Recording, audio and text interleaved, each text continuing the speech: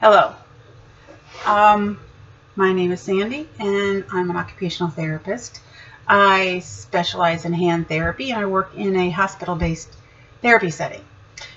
Several years ago, when you work in a hospital and budget time comes, the director will come to you and say, what equipment do you want for your facility to enhance what you do, what's new out there, because technology is constantly changing. What we have to use today is much more diverse and specialized than we had when we first started therapy many years ago, and we had to use basically what was around us. I still remember, as being an intern somewhere, one of the things that we had to do as a student was to create something for our clinic. So we used our woodworking skills that we learned in therapy school, our imagination, created things to be able to leave at the clinic after we left. So that was part of our curriculum.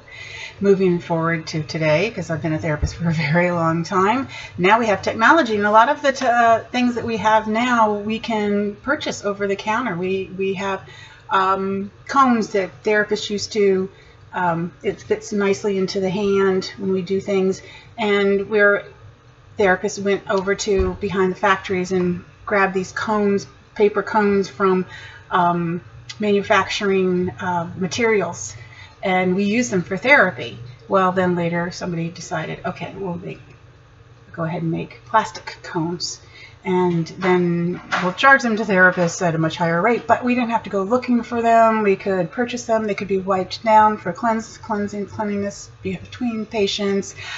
So things do get better. And then we look at technology today, and my boss asked me, what would you like? And I went to her and I said, a 3D printer. And she goes, well, why? And I said, well, listen, I've been seeing these articles where these groups, one of them called eNable, the main one, eNable, to create these printed hands.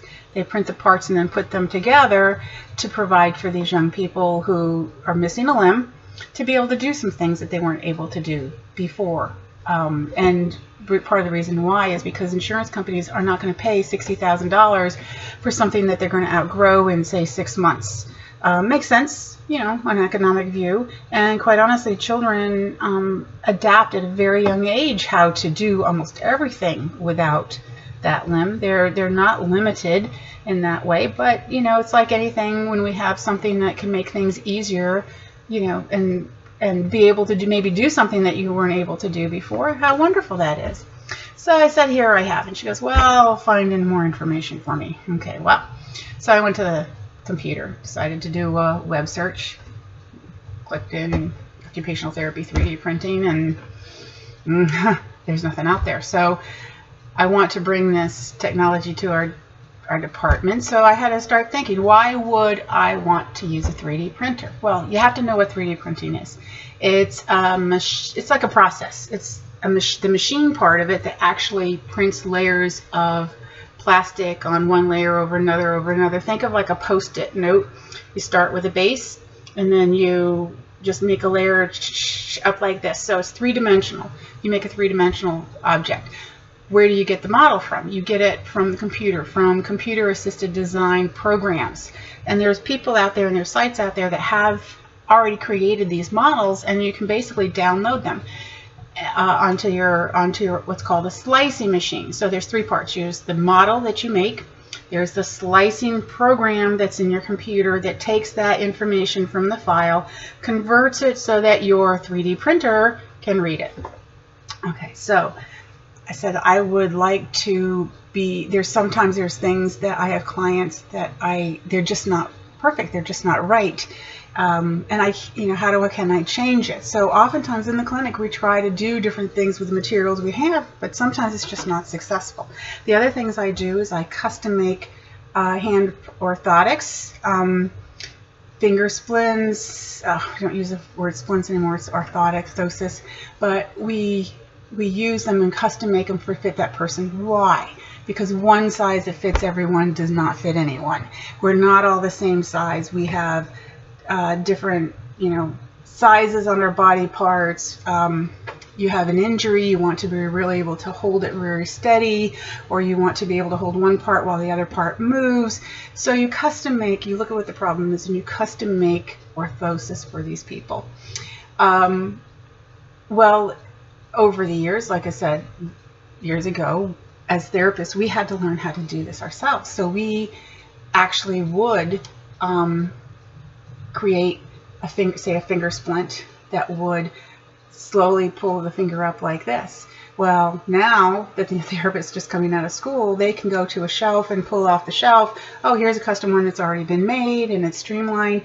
There's still sizes A, B, C, D. Okay, so we have to try to fit the one that's closest to them, but at least you're not spending the time it takes to make this custom piece of equipment. So you cut down on time. So do you kind of sacrifice time for precision? And the other thing is sometimes the material that we use just doesn't look as nice, or it's hard to work with. So I understand that part of it. You know, it's sometimes easier, but sometimes, again, it's still not what we want. So with the 3D printer, I went to my boss and I said, listen, would like to be able to design and come up with a custom orthosis. Wouldn't it be nice to be able to have a precise fit and be able to measure right across or wherever it is that you want to, put in the mathematical calculation, and voila, it's not just an off-the-shelf counter piece, it fits for the patient. And she's like, these are all very interesting concepts, so we'll try for it. So yeah, anytime you do something like this, you're like, go ahead and try, but it's not going to happen. So sure enough, she came back and she goes, oh, they just didn't say yes. Didn't say yes this time. Okay, that's okay. Whew. Well, then later in the year, she goes, you know what? They're going to say yes. And it was like, okay, I'm still enthusiastic. I still want to have this technology, but I know nothing about it. Nothing. Okay, I mean, I know what I see and read about it, but if you gave me a printer in front of me today, I have no clue of what to do. So I realized I've got to learn how to do this. So I started reading, trying to find different books out there, and quite honestly, these books are very, they're focused for the enthusiast, the person who is already kind of technically involved, and they have their own language, is basically what I'm trying to say. Well, we in occupational therapy have our own language, don't we?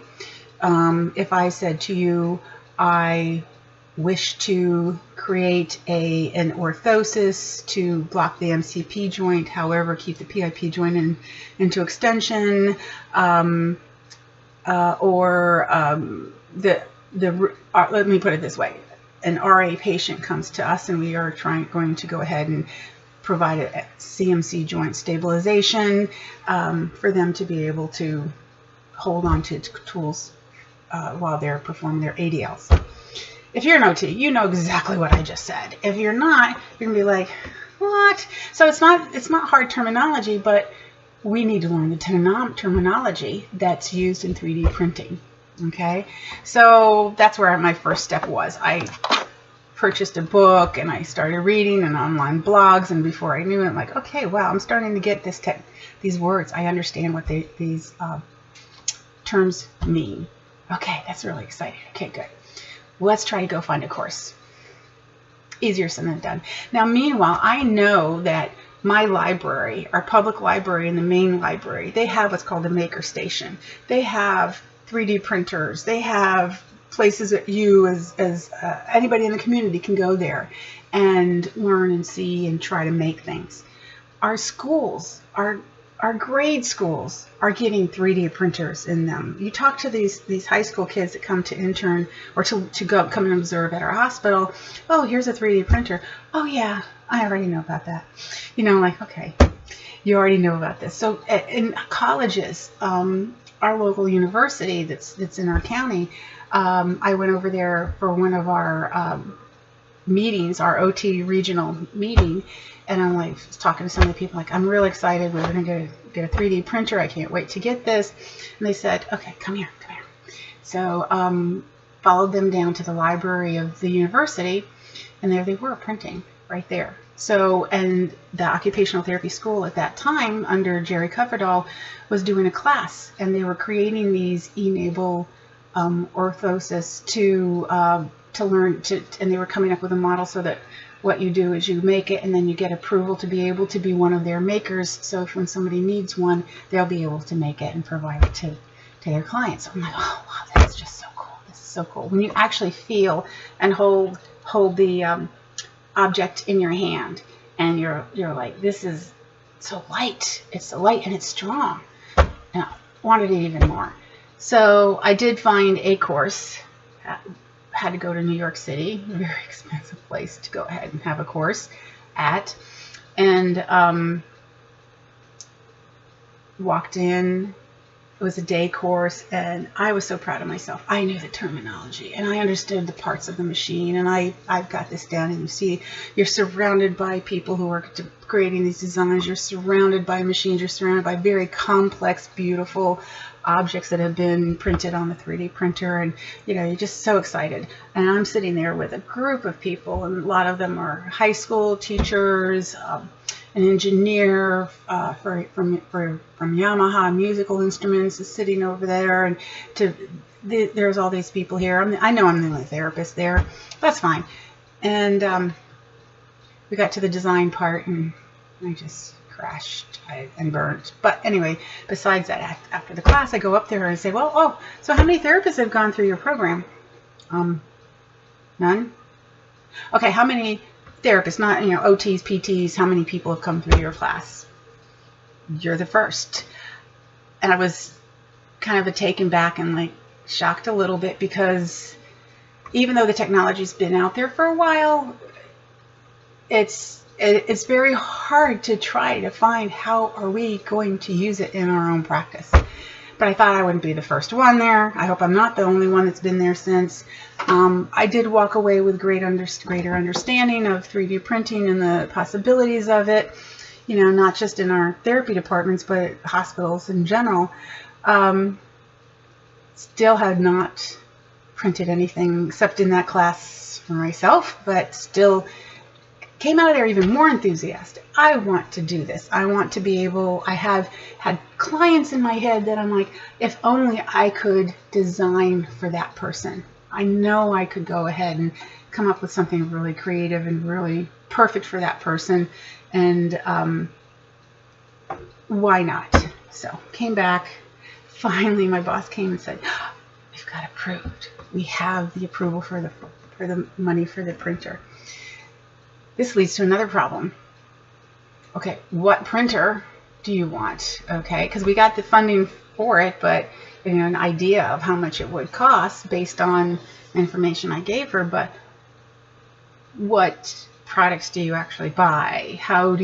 What equipment do you need to do pre or post production? And I gotta think, where is it going to go? And other things. So we'll talk about that in another time so that we can get a little bit more detail.